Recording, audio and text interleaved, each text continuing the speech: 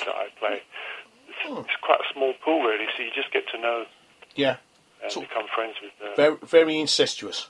Yeah. Like-minded souls out there. Yeah. So, I mean, is there a song you wish you'd either written, played, or recorded and you've not done yet?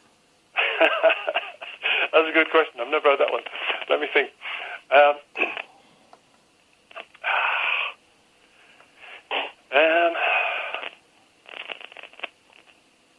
Well, I suppose I'll answer it in a slight tangent. I still hope that I can come up with a sax instrumental that, you know, will kind of go viral, as they say these days. That it will be a hit, I suppose, in the true sense of the word. You know, that will become associated with me and that people will love. Yeah, so a Baker Street you're looking for, basically. Yeah. Well, that's not a bad thing. That's a good thing. I mean, away from the music business, with you touring with them people and all the other bands you tour with, and all the other, and obviously your album and your solo stuff. Yeah. What do you do to sort of unwind?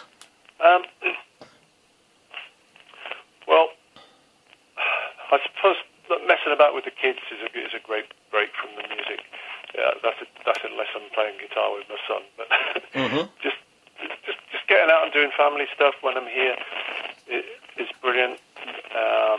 Like getting away from it all and, you know, going and staying in a lovely hotel down a Scottish loch or something, as me and the missus did the other day.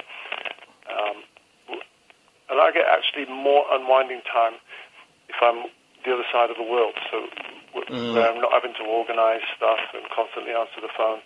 So I toured Japan a lot for a big rock star out there, and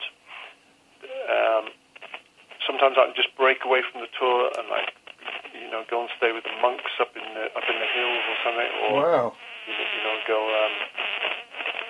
hiking, not up but around Mount Fuji, that kind of thing, and just completely take a break from it. So that sounds great. Did you say your son plays a bit of guitar? Yeah. Is he, what, professionally or? No, this is my youngest. He's 12 years old. He's just got his first electric. He's been learning acoustic for a couple of years. So. And he kind of resists it because it's what the old man does, you know. So you tell him but actually he's pretty good. I actually can see that. I'm a bit like that. What my dad did, I moved away from and deliberately almost tried to do the opposite. So in probably about 4 years' time, we'll be seeing your son in your band then. I hope so. And my middle daughter, she sings and writes a few songs, plays a bit of guitar, keyboards, and she's jumped up on stage with me a couple of times. Oh, that's great. That's really nice. I mean, I think it's quite nice when the family can follow in the father or the mother's footsteps even. Yeah, I'm going to have to admit that's one of the most special feelings I've ever had, my daughter being on stage with me. Okay. Because we don't ever rehearse. I mean, a lot of people think we rehearse all the questions, and we don't. I'm going to ask you some real nasty ones now. Mate, you're having a dinner party tonight, and you can invite 4 guests, living or dead. Who do you invite and why? Okay, well, number 1 would be Ian McMillan. I don't know if you know Ian. They call him the Barnsley Bard. He's a Yorkshire poet. He was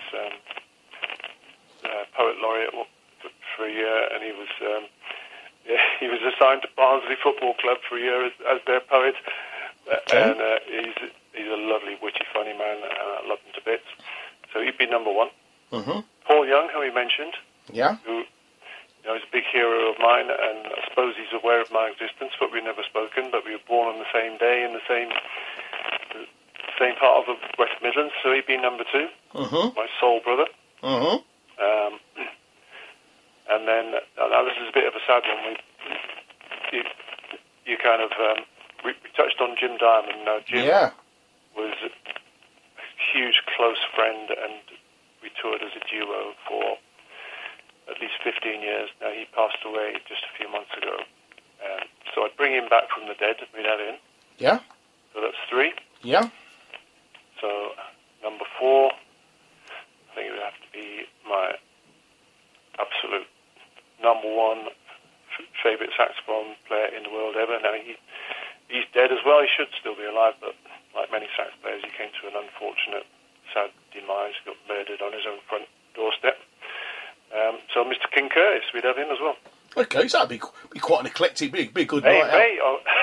Be a great night out, wouldn't it? Dreaming now, that would be fantastic. I'll tell you what, it'd be a great sing song as well. You got the poet there, and who would be singing along. You got Paul Young, who's not got a shabby voice at all. You got King Curtis, and he'd be able to help you on the sax. And it would be a great night out. I'm actually quite thinking that'd be a great time. Oh well, we'll have a fifth, mate. We'll have you as well. Oh, yeah. As long as you don't ask me to sing, because it's not good. I mean, we all see these stories made up in the newspapers and about different famous people and that. And have you ever had one written about yourself that is odd, should we say? Untrue. In the newspapers, perhaps I could probably think so, but something that just happened literally a week before last is there was a story going around that I was dead.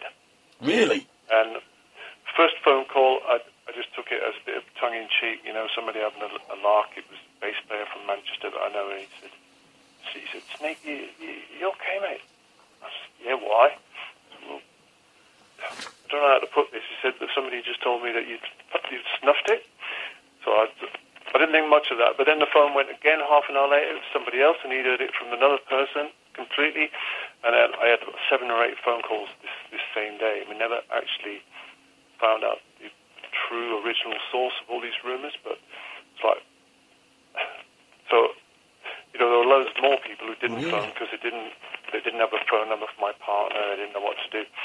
So I felt really weird by the end of the day. I felt like I'd come back from the I mean, we've had a lot of, let's face it, we've had quite a few casualties in show business recently, haven't we? Yeah. Mr. Bowie and, Terry Wogan, the great Terry Wogan. He was in show business. Yeah, my mate Jim Diamond. Yeah, there's been a load of them, and it's almost spooky, actually. But, I mean, how do things like that start? I really don't know.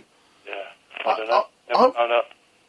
I was looking through also some of the other people you've worked with. We mentioned Benny King. I had the great pleasure of seeing Benny King last time he was over in England. Yeah. I mean, you've worked with some of the legends of sort of the Motown and soul scene. Yeah, Frank Wilson. Very lucky to that, and really great one we did the year before last was the Impressions, Curtis Mayfield's band. Oh. And when they come over, I work as musical director and do the arrangements and use my musicians.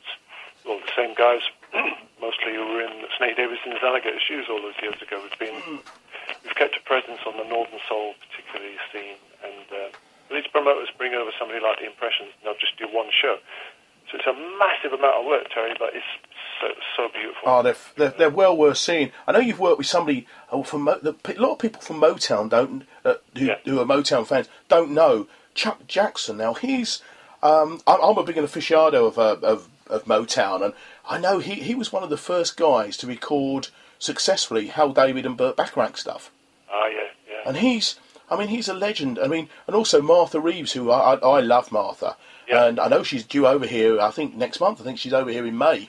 Martha a couple of times, and Mary Wilson we did, the original Supremes lady. We did a couple of years ago with the Chai Lights. That was a beautiful tour. It's a great. I mean, these guys are still. If you get, I mean, the thing that people think, they might be sort of, should we say, of an age, and I won't give away too many. I know exactly how old Martha Reeves is. Yeah. And because I did a show about her a few weeks ago, actually, on somewhere else, and you get a chance to see them, and they are still amazing live. Yeah. And they pick great musicians, and this is the thing, they can come over here, they don't bring their normal band, they pick the best of the English musicians as well, don't they? Yep.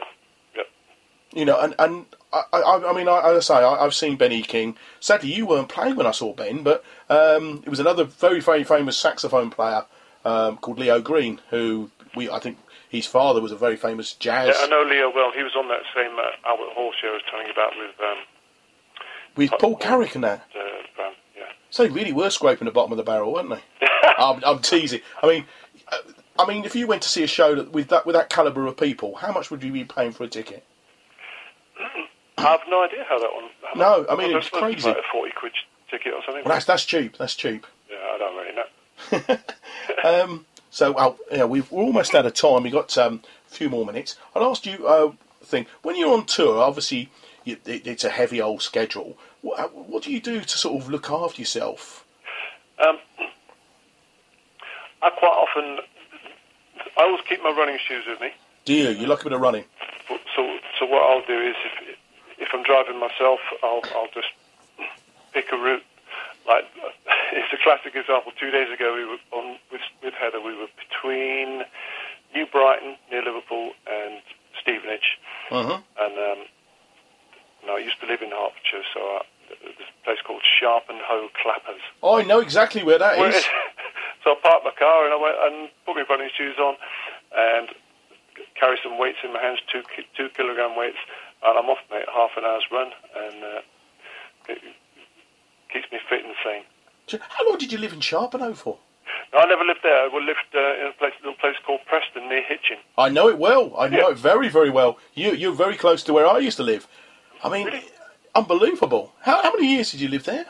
I lived there because I was thinking about it, because my oldest boy was born in Stevenage Hospital.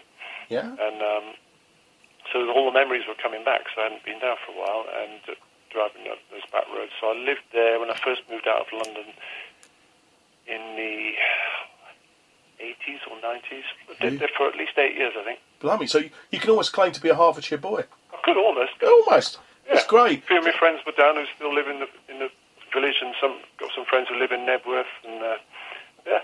I know it very, very well. I know that area very, very well. I was born in Hertfordshire, now live in Bedfordshire, and so yeah. But well, we've got away from the thing. Let's talk about where people can see you. There's only one chance, and it's actually in Hertfordshire, just about. Yep.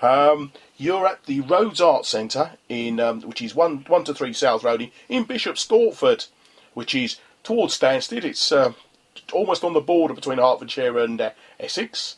Yep. You're there on Saturday the 2nd of April. Yep. Are you doing this? What are you doing? Are you playing the album? Yeah, we're calling it the classic sax solos lineup. It's those exact musicians that we've talked about. We're going to play every single track off that album.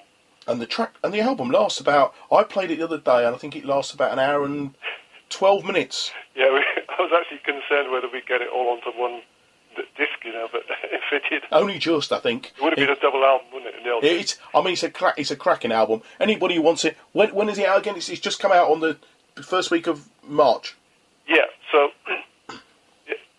they can already get it if they go straight to my website. Go to your website, yeah. And you've got a new website, and you've got a new one. It's snakedavis.rocks. Because I had an old website I was looking you up on, then I found this one because it was on the back of the album. Yeah. And I tell you what's so lovely. It's a beautiful website. Oh, I'm so pleased.